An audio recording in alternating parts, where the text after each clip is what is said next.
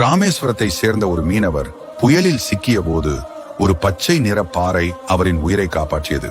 அந்த பாறையின் தெய்வீக தன்மையை உணர்ந்த மீனவர் அதை எடுத்து வந்து தனது வீட்டின் வாசல் படியில் வைத்தார். சில நாள்கள் கழித்து பாறையின் கடல் பாசி மறைந்து அது பளபளவென மின்னியது. அதை கண்ட மீனவர் பாண்டிய மன்னரிடம் அதை கொடுத்தார். அதன் மதிப்பையும் சிறப்பையும் உணர்ந்த மன்னர் அதிக பொற்காசுகளை பரிசாக அளித்தார். அந்த அரிய கல்லை உத்திரகோசமங்கையில் நடராஜரின் சிலையாக வடிக்க மன்னர் முடிவு செய்தார்.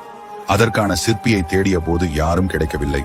இதனால் வருந்திய மன்னர் மங்களேஸ்வரர் சந்நிதியில் வேண்டினார்.